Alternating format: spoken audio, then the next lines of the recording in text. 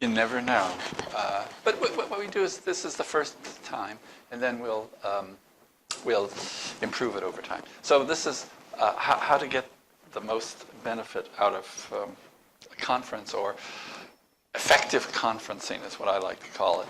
And I think that you'll discover that in your professional career you will spend a significant, but maybe modest amount of time in conferences. Like rubbing against your shirt. Let me try and fix that. Yeah, thank you.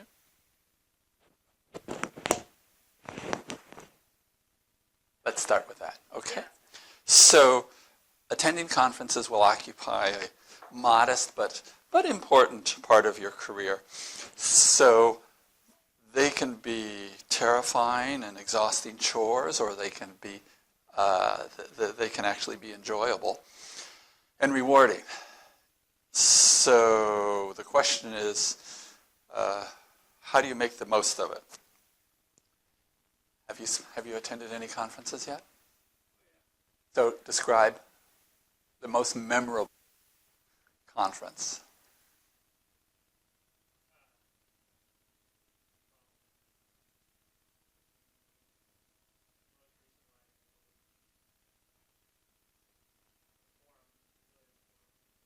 Right.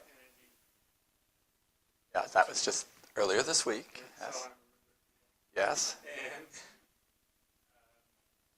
there were lots of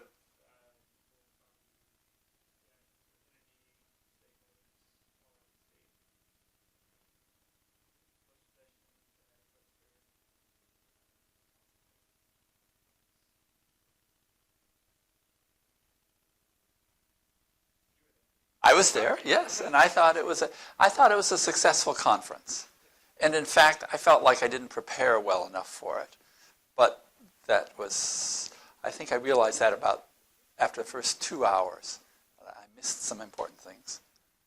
What about you? Have you attended any memorable conferences? Yeah, I would say ACEE summer study. 800 people were there. Yeah, it's huge. Lead-off events are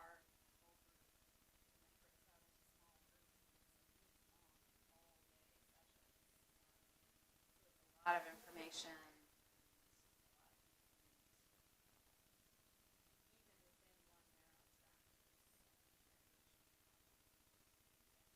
It's exhausting. Yes. So recently, the most memorable conference I went was actually a workshop where I barely knew anybody. And I was the only American there. It was in Brussels. But I certainly knew the topic. And I wasn't a speaker. I was there just to listen. And I realized afterwards that conference, those discussions were probably going to change a little of the direction of my work. And I didn't actually realize it until I wrote the trip report at the end. So the first question when you're thinking about going to a conference is figuring out who's going to pay you for attending it. And that seems sort of like a silly question, but it really does affect how you approach the conference and what you're going to attend, how long you're going to attend, what hotel you'll stay at. Basically, it will affect your budget. So these are some of the clients that you might have to pay for it. And I think I have, in my life, I've used every one of those as a payee for it. And I don't think I've ever taken a boat to a conference, but I've been on a conference on a boat, and I've never taken a whale to the conference. I should back up and say this book is called The Animals Conference. I grew up with it. It's about it's about how the animals of the world got upset with the political leaders for not taking care of the children of the world and having too many wars, and so they ultimately they forced all the world politicians and leaders to agree to world peace by hijacking or kidnapping all the children, taking them away until they signed world peace. And that's what I grew up with. It's really quite I didn't think about this book until I was looking for some conference graphics. And you'll see some more of that. So I guess this was the most important part. What is your objective for the conference? And what do you think? What's your most important objective to the conferences that you've been to? So far it's been two. One is just sort of increasing my general knowledge and understanding about the subject of the conference and So learn something? Something, and maybe new. Maybe something new. All right. Anything else? the second would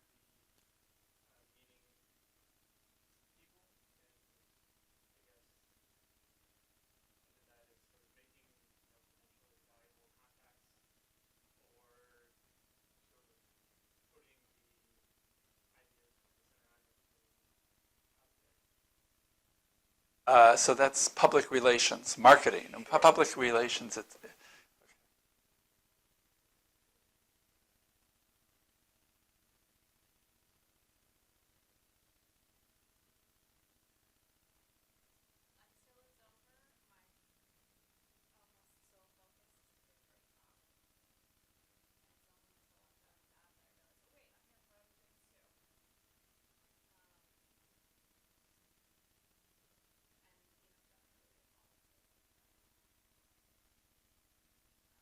I also sometimes use it to sort of figure out the variety of roles there are in the energy world in this case, and think about it for future career development. There's a speaker from a private entity and from government, and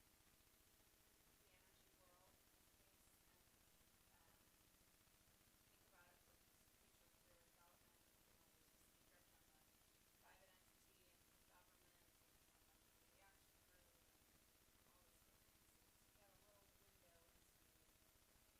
group, and all these different pieces. You get a little window into all the different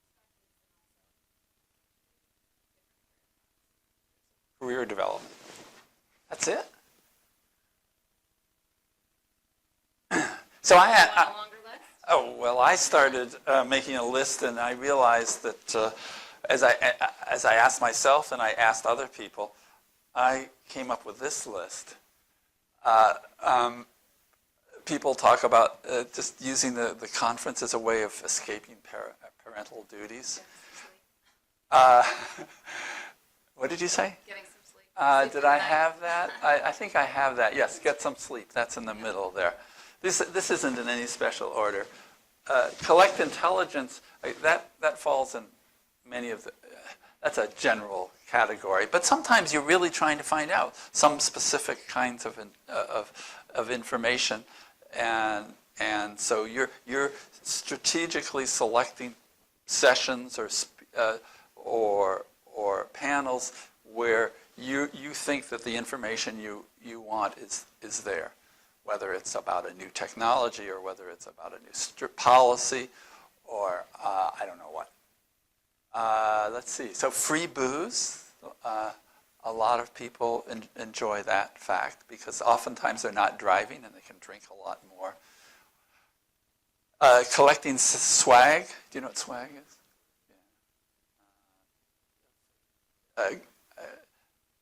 Some people collect just simply their badges. They like to have I've seen a person who literally had a tower of conference badges, but I think people like the backpacks, the bags, the little briefcases, and so on. But they're less and less frequent now in the conferences because instead of getting a heavy proceedings, you get a little USB stick. So you don't. It's sort of silly to put a little USB drive inside a big briefcase. or something like that.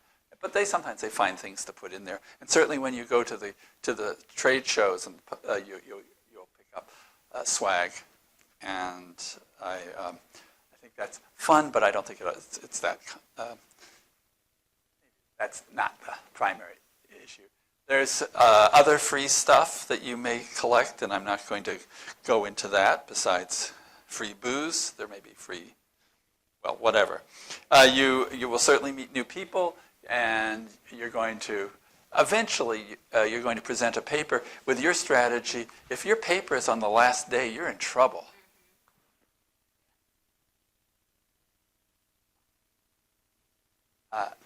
Then some people go to conferences to get out of the office and see something new. And that's certainly, if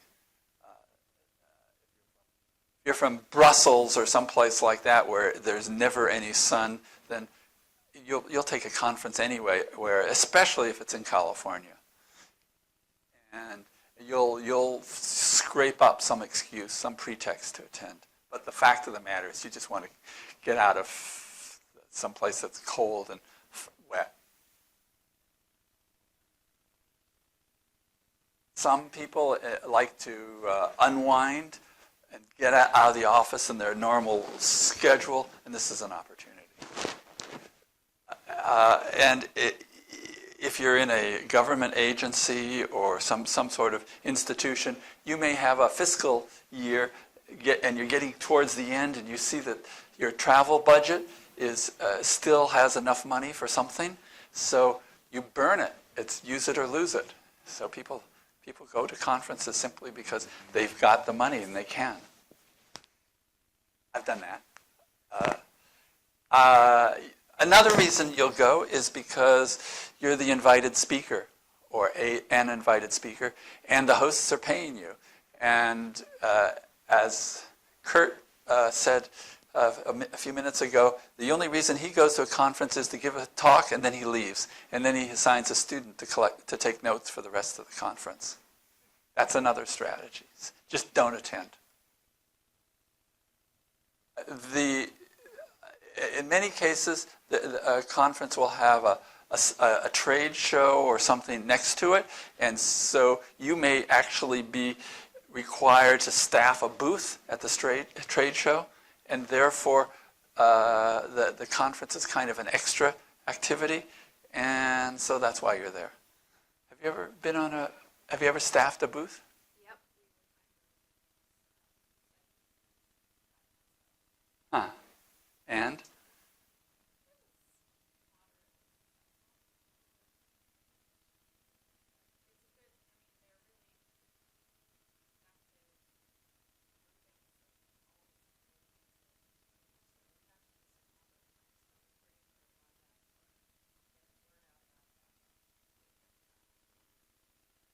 So did you have some goodies in the front, cookies or something to get their attention? I don't think we did. We did have signs that said we were giving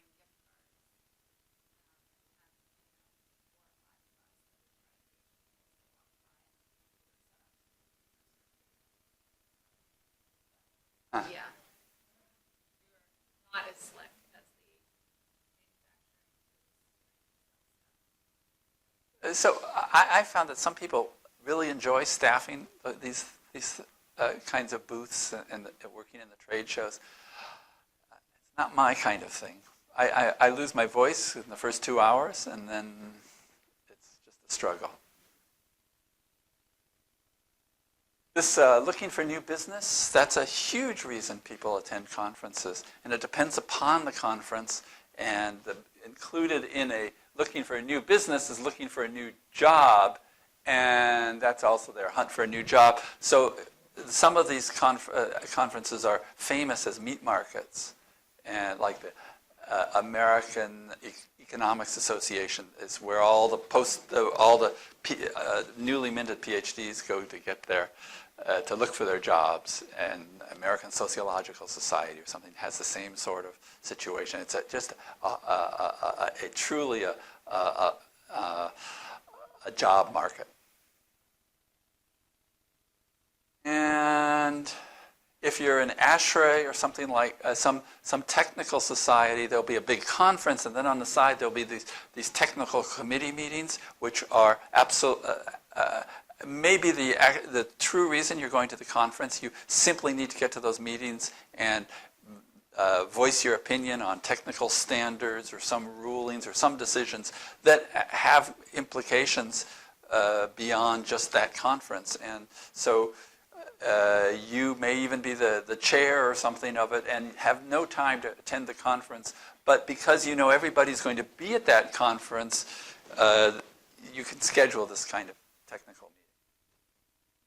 So what did I forget? Did you?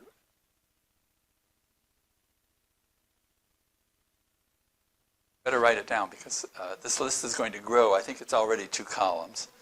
But the thing that occurred to me out of this is that it's really amazing as you make this list, the fact that you're going to the conference or the objective actually in most cases doesn't have much to do with the conference itself.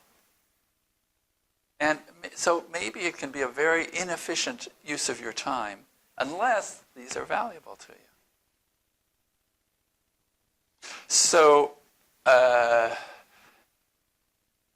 now we're entering clearly the point where do as I say, not do as I do, because I realize there's a whole list of things you should do in advance that I rarely do myself or inadequately. And if you're in a consulting firm or something like that, you're probably figuring out who should go to the conference. And then once those people are assigned, then they may actually have targets of which panels they should go to. And so they really have planned an attack for this conference. And so that may be one of the aspects of advanced preparation. But that involves, regardless of how many people, reviewing the program and literally circling the topics that are of interest. The people who are obsessive will have figured out how to map out their schedule and make sure that they can actually get from talk A to talk B in the time allotted, because sometimes they're in different buildings or different floors, and that's a real consideration, is making sure logistically you can get from one talk to another in the allotted time. And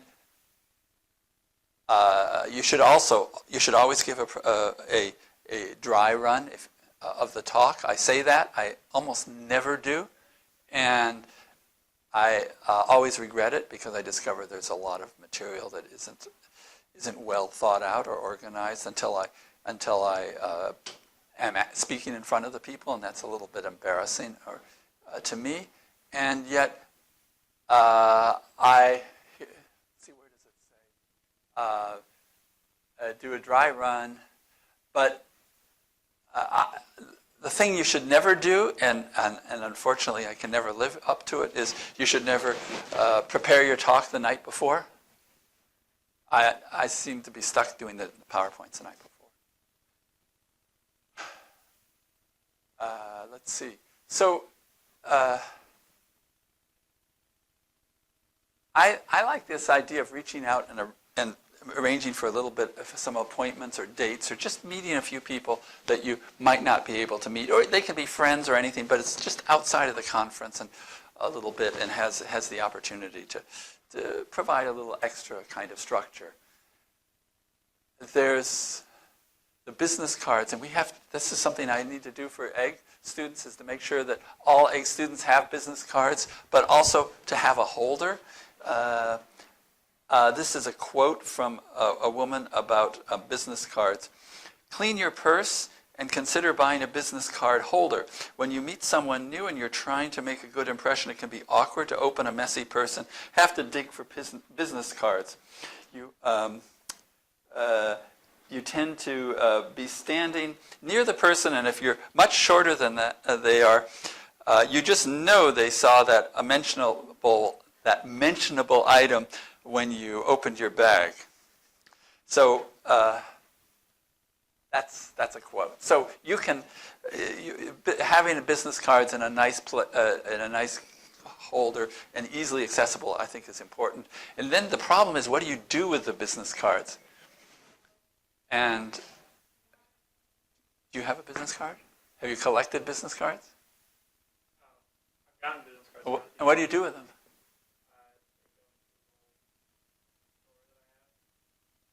And then what?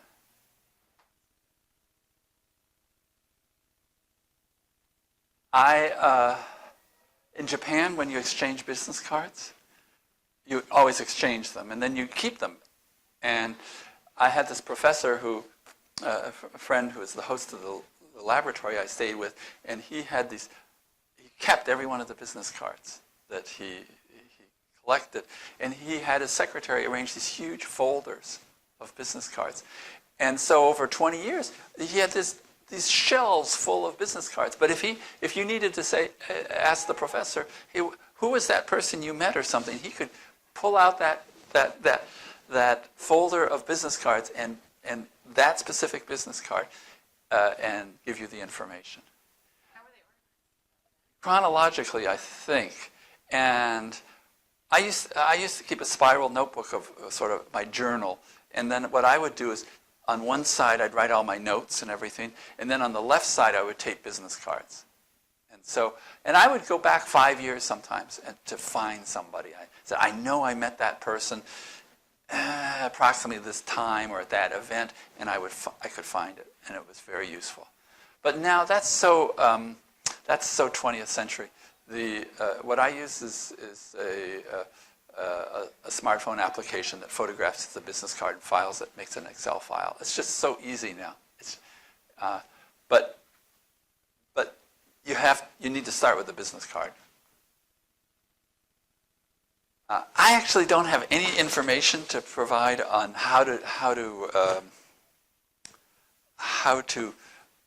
effectively attend a talk and what to listen what to listen for, and what are the real tips here. Except if some conferences have clearly more popular sessions than others, and so if you're in it, you better make sure that you get there early, or you won't get a seat, because it's really uncomfortable not having a seat. And if you're running out of electricity for your laptop or something, you better find out whether it's an outlet, or if you think you're going to leave early or unsure about the value of the session, that speaker, try to get near the exit. I take some notes. I often fall asleep, then I wake up and maybe take some more notes. It just depends. But the fact of the matter is the breaks are the most important thing, so you better get out in there and do your networking. Good conferences have long coffee. I think the other thing that's really important is to talk to people as much as you possibly can. And by talking to people, I mean people that you know and people that you don't know. So strike up conversations and just find any topic to start, and then you'll find often that you can either talk about the previous talk or the speaker or something, or the quality of the coffee. It doesn't matter what it is. Just start talking to them, because if they're standing there, they're probably bored or a little bit lonely and unsure what to do. So just take the initiative. All right. So I don't know if you're have been in this situation, but so you call home. And there's in my case, it's often 12 time zones different. And you think it's a convenient time to talk because you're in the middle, you found a break. But at home, it's not. And they don't really want to talk to you. And they're busy doing something else. And they're actually a little angry at you for going to the conference. And so as a result, you have this really unpleasant conversation.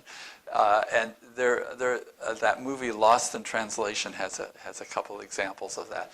But that's a common, at least for me, it's a common situation, especially when you're multiple time zones and so on apart. But for that applies to the family, it applies to offices, and friends that what's convenient for you during a conference isn't necessarily convenient for them, and so you need to take into account that. And also, they think you're partying, or certainly escaping parental duty, so they're not necessarily pleased. Been on both ends, yes. I have been on both ends too. Okay, so, why isn't this working?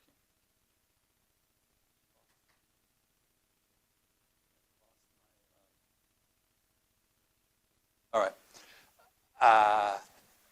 Little things that I think are important are attending the poster sessions, because it's a great opportunity to talk to people one-on-one, and usually there's wine and cheese or something. A good poster session has food strategically placed so that people will loiter, and you can sort of walk from one to the other and sort of window shop or whatever you want to call it, and you really can get good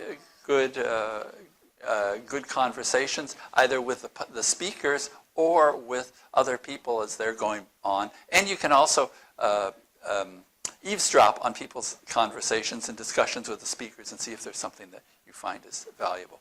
So it's worth spending time at poster sessions. And most people who get told you're not allowed to present your paper at a conference, but instead we're giving you the consolation prize of doing a poster, think it's a consolation prize and I feel second class. I'm actually going the other way now. And in some cases, depending on the topic, I prefer to present a poster and talk to a few people who are truly curious about the topic, because they were brought in, engaged by my poster, than a passive audience that I give a talk to. And obviously, going to happy hours is another way of meeting people and actually learning a lot, especially if you can find a friend to go with you. And I think you just have to be careful that you don't attend too many and get hungover.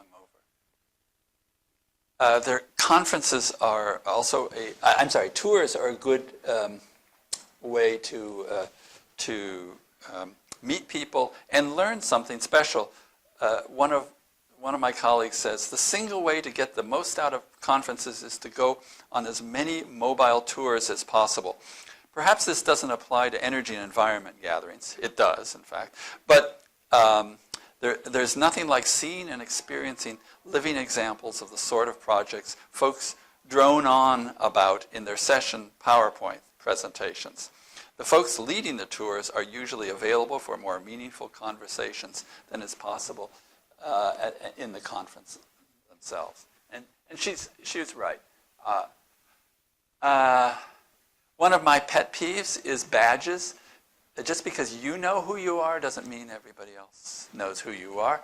And worse, the badges always get turned over and the reverse side starts showing. So a poorly organized conference has your name only on one side, and a well-organized conference has figured out a way to print your name on both sides so that when your badge gets accidentally turned over, it still has your name on it. And if it doesn't, you just get a magic marker and write your name on it. And sometimes the clip is wrong, is inconvenient, and so you want to make sure that you sometimes bring a lanyard or something yourself so you can display it where you want. You should think strategically about where you have your badge, because if you're very tall, your badge may be not at the right eye level for other people, or in case of women, you don't want to know whether somebody's looking at your breasts or your badge. It's just a little bit awkward, so you might think about where you want to put it. I don't know. I'm not an expert on that, but I'm certainly aware that badge placement is important, and you want to make sure that when people see you and they sort of know your face, but they can't remember your name, your badge isn't over there and your face over there, because they're trying to put the two together as they greet you. And so there is some strategy here. Schedule downtime, right. Call home, take a walk. That's sometimes the best way to have a good conversation with somebody. It's not really necessarily downtime, but to just have a walk, get out of the conference area.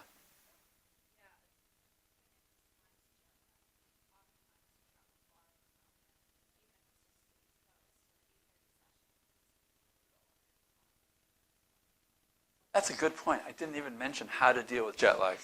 I don't, that's so individual. It is. It's just one of those It's almost, pieces against yeah, it's almost like I should have one here. Bring a good alarm clock, and then I'm not quite sure what to say. homeopathic stuff you can take, which helps. Yeah, But there's yeah, taking a walk helped too. get out to get, yeah, because the air in a conference room is almost always terrible. Trade shows, sometimes they're really fun, sometimes they're always exhausting.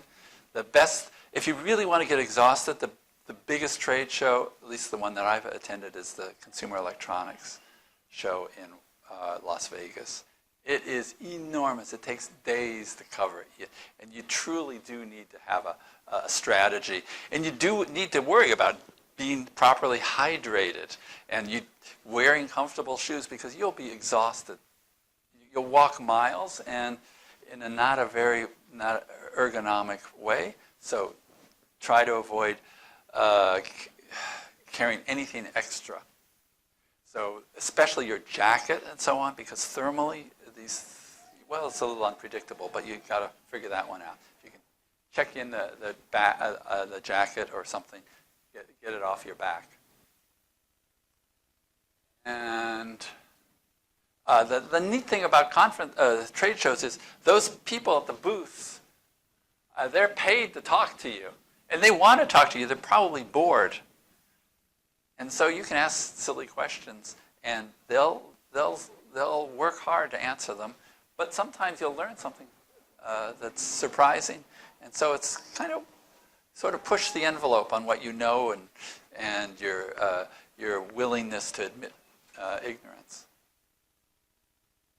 And there was something about this one that what surprised me is there's so few people right here, and so that's actually the common situation. It's not that crowded, but you can still get an idea of what people are doing, and it is to it's making connections, learning a little bit about a product or something that may or may not be relevant to your immediate work.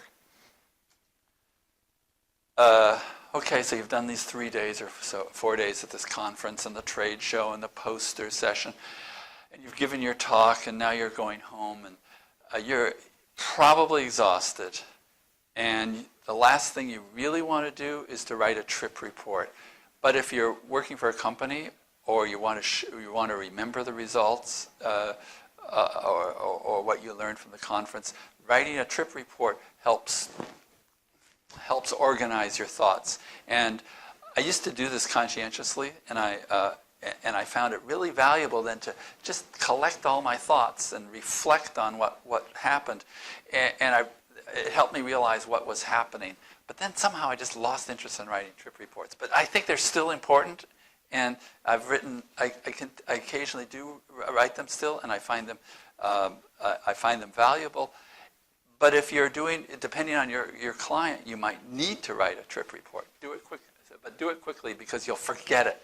As soon as you get back to the office, it's too late. And do it as much as you can. Just do it at the airport or however you're getting home. And all these little bureaucratic administrative stuff. A lot of that can be done on your laptop in the airport and so on. And last but not least, do your expense report, because once you do, once you've left the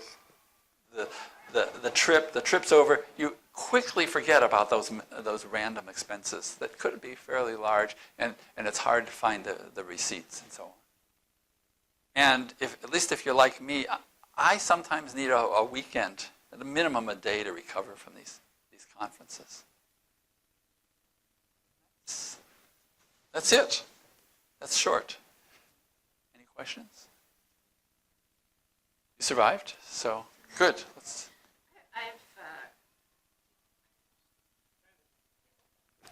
I mean, so the, obviously like going up and talking to people, generally, but is there, like if there's like a contact you want to make, you want to make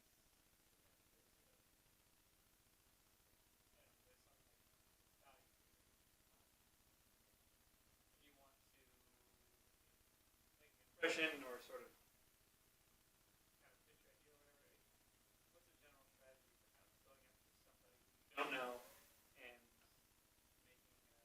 impression? That's a good question, and I'm so bad at that. Exactly what you're describing. I'm not in a position to make confident suggestions. It depends upon, of course, upon the situation. It may be that there was a speaker, they gave a good talk, and you want to somehow link to them. So it may be that you have an opportunity to ask a question towards the end of the talk in the public session, and then you carry that question on into a break or something like that. But that's the rare situation. The more common situations, there's somebody whose reputation or you're familiar with them through their reputation, a paper they wrote or some other talk or something like that. Is there somebody else that you can find to make an introduction? But generally, a little bit of flattery helps, goes a long way.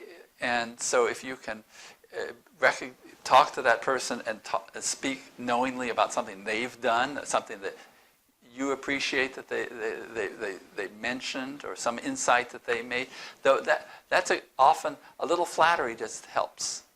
But it's not necessary. It's hard to say. You don't want to push it too hard.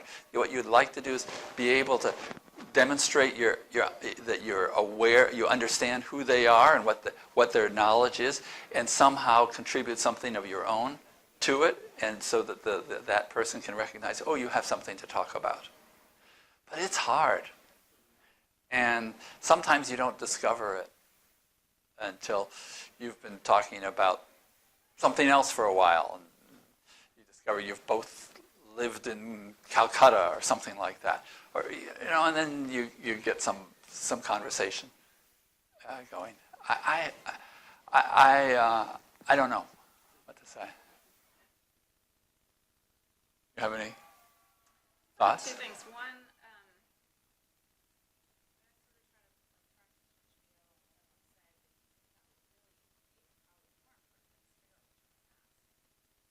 other person talking, they're more likely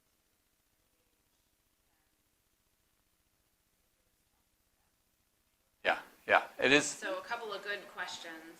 The other thing I thought of as you were saying it is, one practice I sometimes do is I'll write a note on the back of someone's business card of what we talked about or how we connected. But you could equally do the same thing in advance of talking to them. You could write something about yourself and what you're interested in them, and when you give them their business card, your note is on the back. Sometimes I find it easier to ask for the card right up front, so that I know I have a way of following up. So, can I just get your card? I'd love to talk. I don't know if we have time now,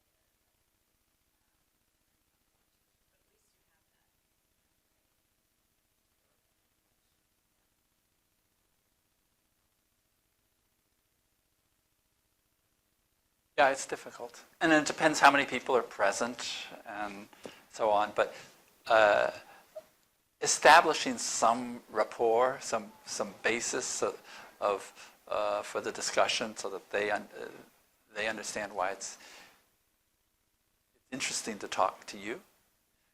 At the same time, as Sarah said, you shouldn't do the talking, or you shouldn't dominate the conversation.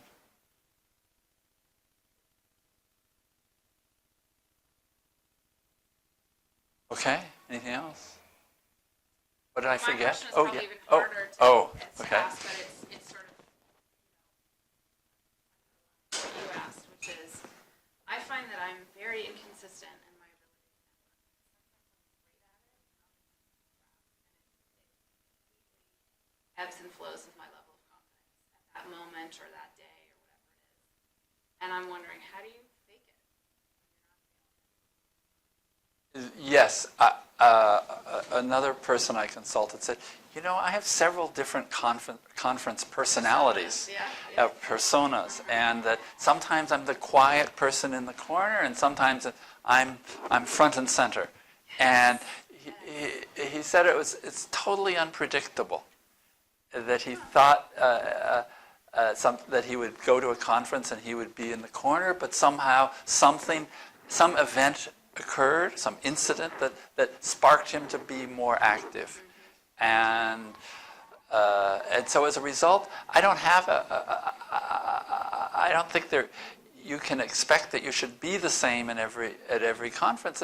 And part of it is the milieu that you're working in. So in some cases you know everybody, in some cases you know nobody. And yet, if the conference is organized well with tours and kind of the right mixers and so on, even if you know nobody, there'll be enough opportunities to talk to people that you just sort of in random ways that you begin to know people. And so I've had very rewarding conferences where in the beginning I knew nobody. And I've also had disappointing conferences where I knew everybody. So, and going into it, I just never know what to predict. I feel like this multiple persona problem is both sort of so I guess then a product of the people you know and the situation and your state of mind at that moment.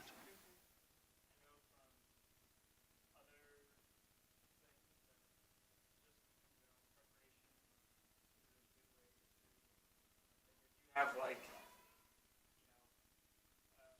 practiced like opening spiel you can give somebody that it doesn't matter how feeling it you are. You go up and just say your spiel. And you're an autopilot. Yeah. Like in sports, athletes deal with that issue where sometimes they're really feeling like that, but they practice so much that it doesn't really matter. I just read some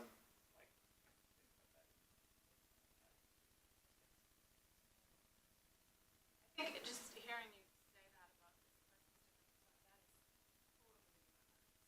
I've never seen it that clearly. And I think for me, it's when I go too long passive, I just sort of fade away. When I sit day after day after day just listening and not asking any questions or not talking to people, then I just sort of shrink away. You'd think the worst day for me would be the day I give the talk, but that's actually the day I feel the best because I'm ready, I've got lots of adrenaline, people come up to you, talk to you after, it's way easier to network. Or in a poster session or whatever.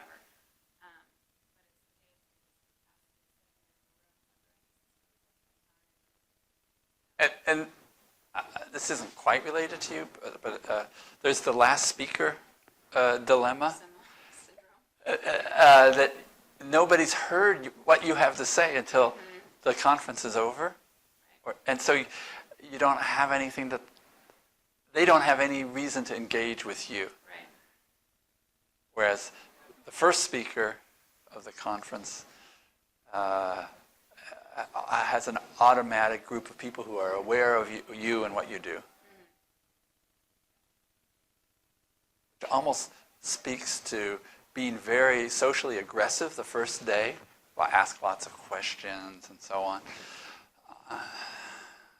But I can't say that for sure.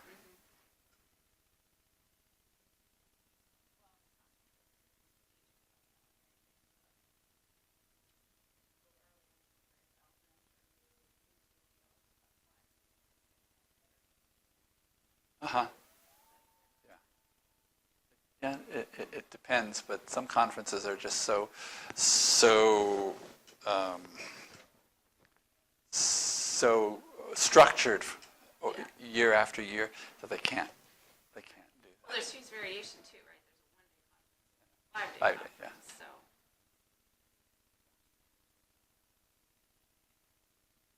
Right. Okay, thanks.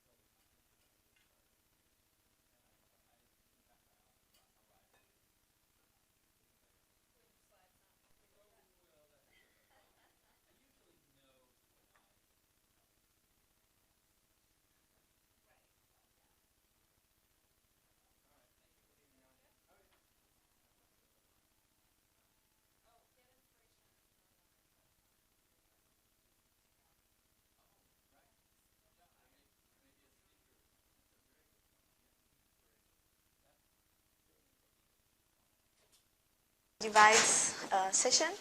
My name is Soraya Manzor, and I work in the Center for Water and Energy Efficiency across the street. Well, today I'm going to talk a little bit about the research I've done and the research I'm doing right now with the center. And I tried to combine the two research into this presentation. Let's see if it works. So first, we're going to be talking about conservation, water conservation, and demand management, and how those two aspects can affect our energy consumption here in California. This one. There you go. So first of all, a brief context about the water in California, the Water Energy Nexus, which is the field where we do all our research. The energy intensity as one of our approaches to address this topic, and the demand management in the water sector. So these two parts will be, first of all, an analysis on the levelized cost of water savings in terms of energy savings, and the second one will be how do we enhance the water sector to participate in demand response. So maybe you hear all this already. We know that all our water in California, 80% goes to agricultural, and just 20% goes to urban water use. These are just the two ways our water is used by human. And in the urban water sector, which is our focus, we notice that most of it is for the residential sector, and kind of 50-50 into outdoors and indoor water use. We will see then how do we classify those uses in the residential sector. So we have here another pie chart. You can see about 20% of our electricity goes to moving water, treating, and conveyance. And just about 12% is just gas. We will be focusing on electricity use as an energy source for our water activities. And this is where we start understanding why we're doing this. So first of all,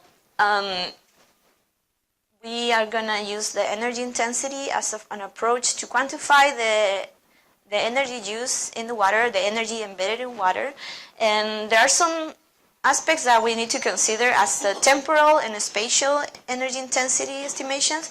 Sometimes we found data very aggregated in terms of time, like daily use or yearly use in energy in water. Or also we find, sorry.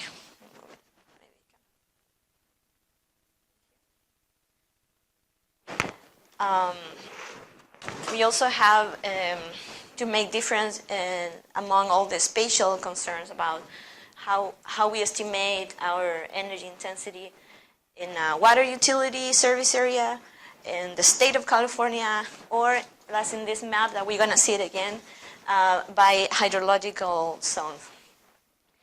The other aspects, very important, is to get a systems approach. Like, how do we understand how water moves, where energy inputs are in the system? And this is a very simplified water system taken from a paper by Wilkinson. So we can see from the source to the end user, back to the source, there are some different stages though we can have energy inputs. Normally we understand energy intensity as the energy consumption per volume of water, either moved or treated, etc. So we're going to see this graphic again. I just want to point out that some terminology that we find in the literature, for example, we call outdoor use all the water that comes from the source to the top, passing all the conveyance, the treatment, the distribution. Then we call wastewater collection and treatment after the end use. But all of this combined is the indoor use, except for the end use. Like from the top to the consumer, we're not addressing that part, at least in this research. So, okay, water utilities, about 85% of our water utilities are municipally owned, as the opposite in the energy use is you can correct me, but I think it's like the exact opposite, like 85% IOUs and just a couple of municipal. Well, their main task is to provide water to consumers. That's their main goal, so all the operations are focused on that. They save energy just to reduce their costs because they are non-profit entities, and they are not able to participate in demand response yet. What are the demand management aspects or demand management examples that we will be addressing in our future research? There could be demand shifting, that we can help the duck curve to be not so pregnant. So there's a lot of demand that is very low at the middle of the day, and then maybe we can switch our water activities to that age when there's a lot of renewables available in the grid. We can also, address this same thing by having more storage, so we can pump water at different times and then use it when the energy is more expensive or is not that much available.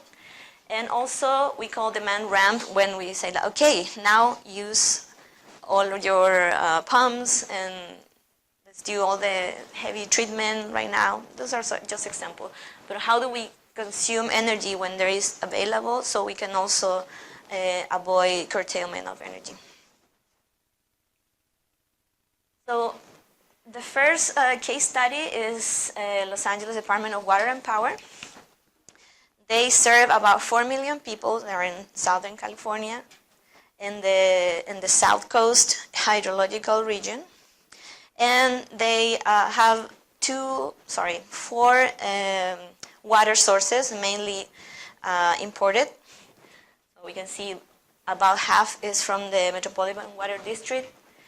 The LA aqueducts are also important, but those are also decreasing.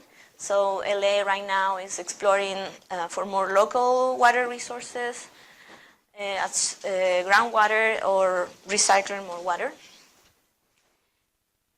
The history of LA and conservation is very interesting because the population is growing as the same in the state of California, but their water use is decreasing sometimes or getting flat, and they're very good at conservation. So it's a good case study. We can see all the water conservation historically has been going up across the years.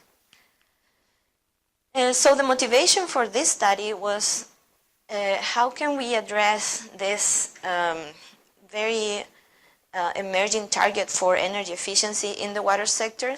How can we quantify those savings? Like how do we manage data and how to evaluate it? How do we add value to this energy savings? So the question, first of all, how much energy is embedded in water? And second of all, how these energy savings are compared to energy savings due just for energy efficiency programs. At the utility level, at the state level, let's see. So here's our system again, just to remember the terminology, outdoor and indoor components. So first of all, we made this energy intensity assessment. First, we collect a lot of data. This is all working in partnership with LAWP. And we can see, for example, the energy and the flow of water, they were like in different scales in terms of aggregation. And part of this data management was to modify either the energy or the flow data sets in order to have something that we can put together in a final calculation, which is the energy intensity. So we did that, and then we create this asset framework, which is to understand that diagram I showed you earlier, but in terms of the water utility. So we create this diagram. I can show you the actual one because it's protected. But definitely the pump station and the treatment plants are main assets. It's basically where all the energy inputs are. And the pressure zones are the final station of the water, so where the water goes. And all our energy intensity are calculated at the pressure zone level. And finally, we did our analytics and results. You can see here the average energy intensity per year has been decreasing, which is very, it goes with the graphic I showed you earlier, how LA is working on their water conservation programs.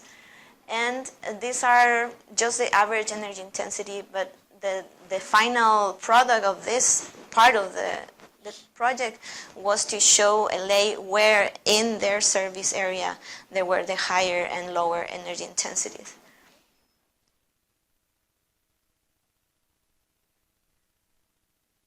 Okay, so now we understand where the energy goes and how it's embedded in the water, but now how do we compare these savings with the energy savings in the energy efficiency programs? So I took these programs in water conservation and energy efficiency, and I picked those because those were all the data we needed for the analysis. These were the programs that they have all the data, and also they were the more relevant in terms of savings. You can see there are residential and commercial. We didn't get any industrial. And now, translating how much water was conserved in the year 2012, that's our reference year, sorry I didn't mention that, but we took just the data for 2012 and compare all the savings achieved through energy efficiency programs, which is the red column, and the energy savings through water conservation are the blue columns on top.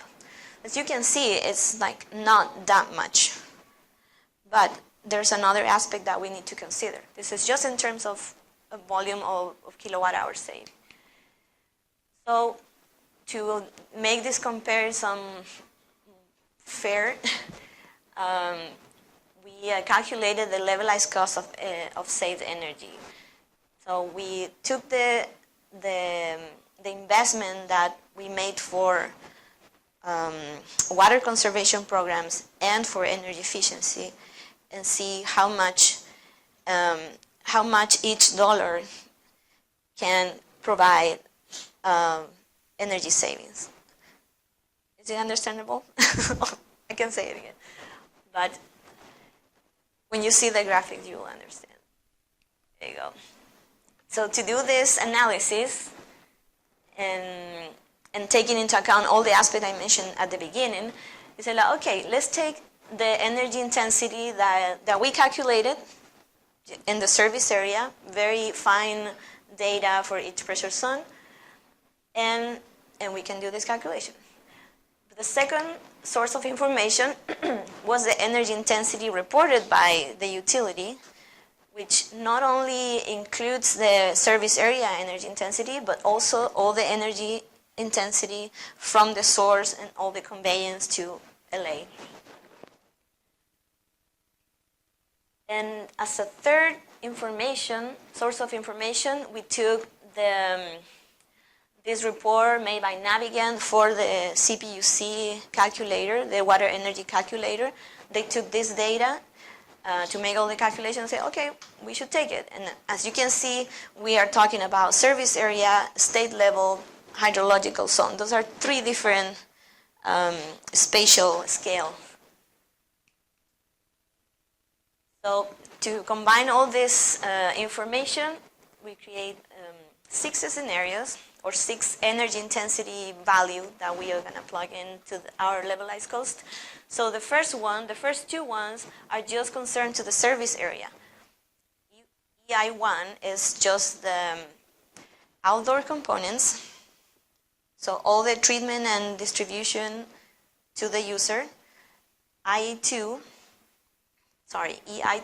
is indoor components. So it's all the outdoor plus the water treatment, the water collection and treatment. And the same for the other 4 cases. The EI3 and EI4 includes the state level energy intensity for LA, and EI5 and EI6 includes the values just for the hydrological zone.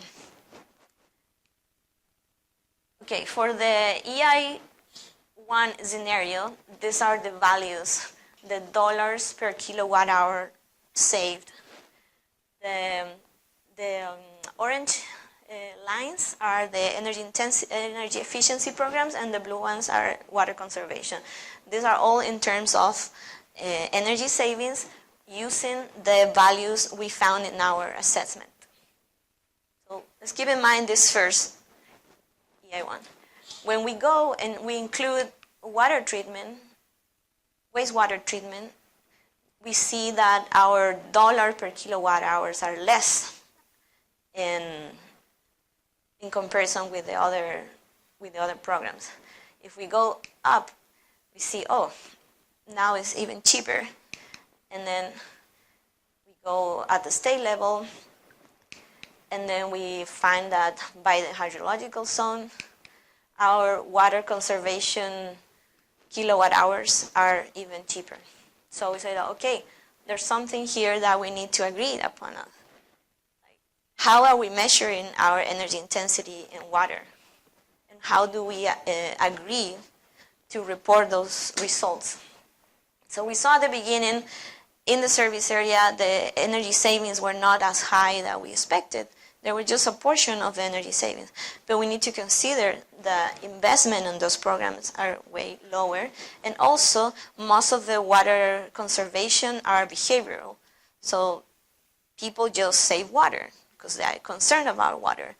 And that's also, we can measure that right now. Like, okay, just people changing their behavior, they can have a lot of energy savings just conserving water. So for the LAWP case in particular, we said, okay, they're not that higher, but they're highly competitive if we compare both programs' portfolios. For the rest of the utilities in California, we need to consider this water energy nexus in our calculation, and we need to agree how do we report those energy savings to the state agencies so the water sector can have some credits. The system boundaries for the energy intensity, it's also something that we need to agree. And again, it's very important for the reporting.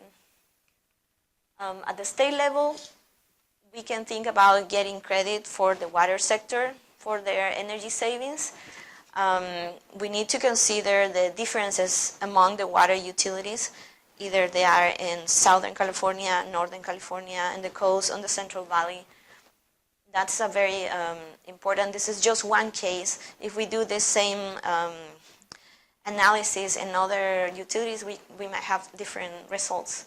And finally, the levelized cost of safe energy is definitely one of the ways that we can compare the savings, and it's very reliable in terms that we use the same data for each comparison. So it's very clear how we compare. And this is going to be very briefly because this is a work in progress. We're working on calculate or predict the impacts of demand management in the water sector in the California electricity grid. Again, we are still in this space of water energy nexus, and how do we change our water operations and how those will impact our electricity grid. And our case study, again, in Southern California, Molson Miguel Water District. I don't know if I have a map. Molson Miguel is in Southern California in Orange County, Southern Orange County, and they agreed to participate in this project because they're willing to understand how they're going to invest in water management and demand management and how that could help the electricity grid in terms of loads. So the motivation for this project is like many water utilities are currently investing in demand management and how those improvements can be created towards distressing the electricity grid. Currently, the water sector is not eligible to participate in demand response programs. This project is also in partnership with the energy utilities in Southern California, Southern California Edison and San Diego Gas and Electric. So they also are willing to move this project forward. So the research questions that we have is how demand management and water can affect the electricity grid. What demand management technologies should be applied and where, and how effective this demand management in the water sector can be compared to other alternative or strategies for demand response. And finally, is the water sector an eligible candidate to participate in demand response? So far, we are working on our grid modeling. First of all, understanding, again, having the system approach of the system, the redundancy. But the only way to, a lot of you guys were in the forum affiliates last week. I'm going to recall that and we need to understand our system very well to create models that are reliable. So we have the data for each stage on the grid. We will be able to produce better models and forecast our demand. Here you can see we have all the electricity flow from the resources generation import until the end use sectors, and that end use sectors now is not going to be only residential, commercial, industrial, agricultural, but also we're going to add the water sector as another end user. Also, we're going to include in this model distributed generation and storage as something that we can also manage to achieve all these goals.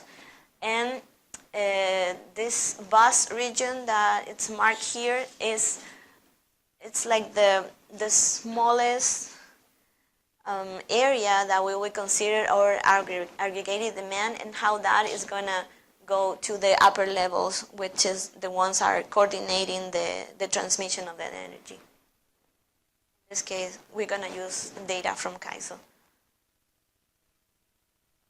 So all these vast areas will be represented by different energy utilities. We can see here the big ones, PG&E, Southern California Edison, San Diego Gas and Electric. Now we're going to be working with these two energy utilities. Molten Miguel is right there in the middle. It's a very odd but convenient utility because we actually going to be working with two electricity utilities. And well, as you can see, this is all part of all the data we're going to be collecting.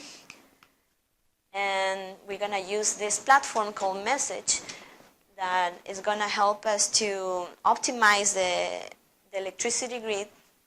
It's a mixed integer optimization model. Basically, we'll be minimizing cost in the electricity grid. And it's also very flexible, so we can add items such as energy storage and the distributed generation data. And we can be modeling at all levels in the energy flow, from the generation until the end user.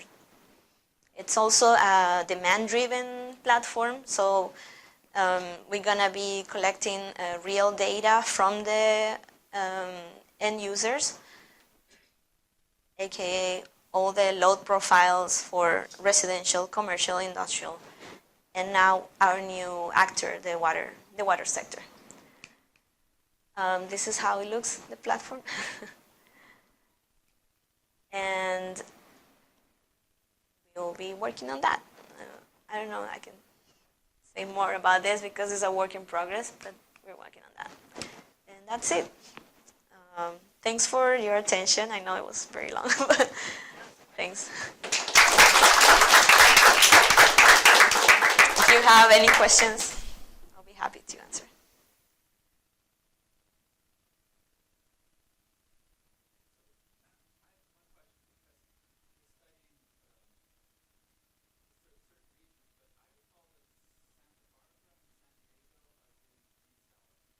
Hmm?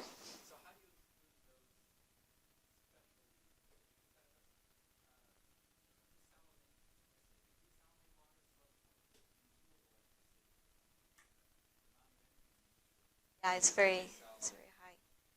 Yeah, well, ideally this project will be scaled to the rest of California, and in those cases, again, desalination will be another energy input. When I show this very recurrent system, sorry, okay, I escaped. You see the source of energy, and that could be the LA aqueduct, could be desalination, and then we need to consider that energy, that input. It's a high one. I'm not saying it's not, but definitely will be considered. And actually, that could be a good example to ramp up the demand at certain times, because it's a big load of energy. That could be a good candidate maybe to use it in the middle of the day, and not when the electricity grid it's stressed by all the demand.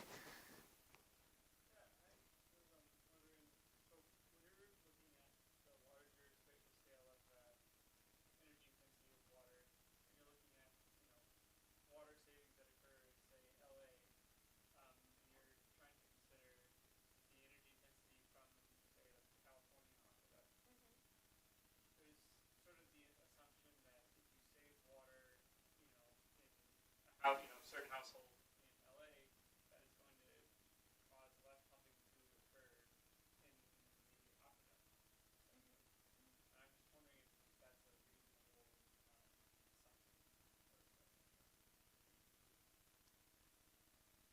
see if I understood your question.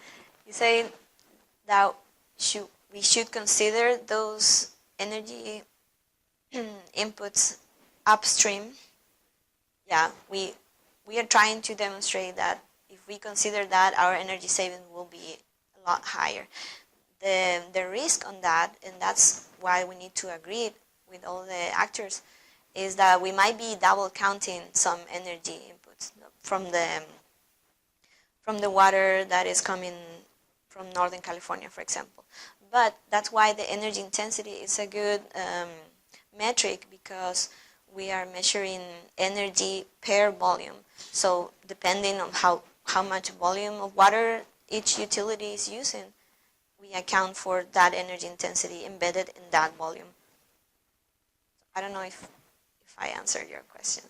Yeah, so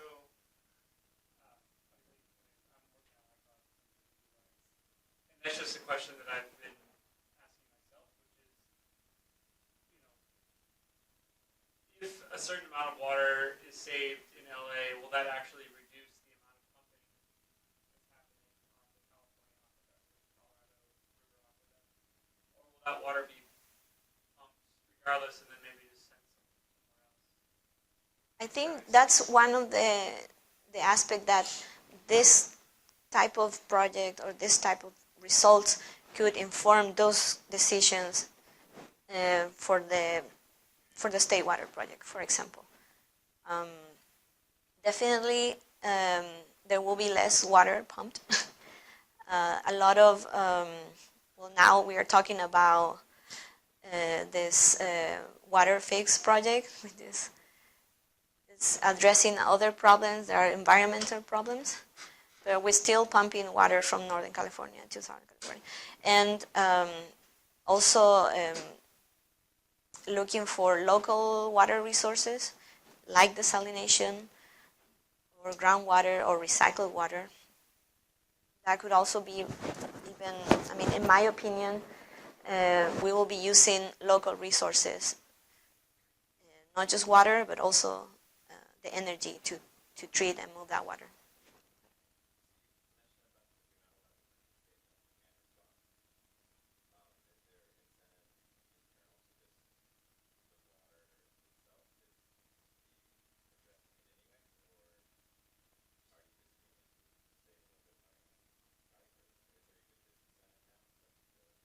I mean, now their incentive for saving energy is just to reduce their cost. And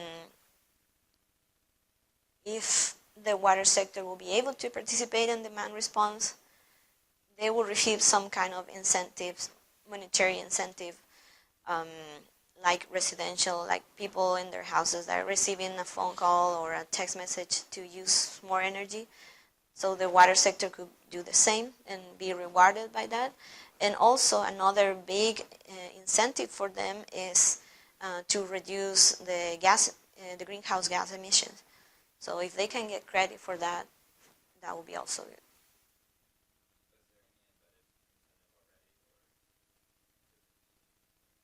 So right now is those two dimensions, just saving cost and reduce their greenhouse gas emissions. No, I guess they're in their reporting, they're just saying, okay, we're saving this much energy and we are contributing to reduce our carbon footprint at the state level. So we're kind of all working towards that state level goal, but like in particular for the utilities, there's not a specific incentive. Monetary, that would be good because they're mainly rely on their internal budget. So how much money they have to like distribute it for conservation programs, repair of infrastructure, etc. Okay.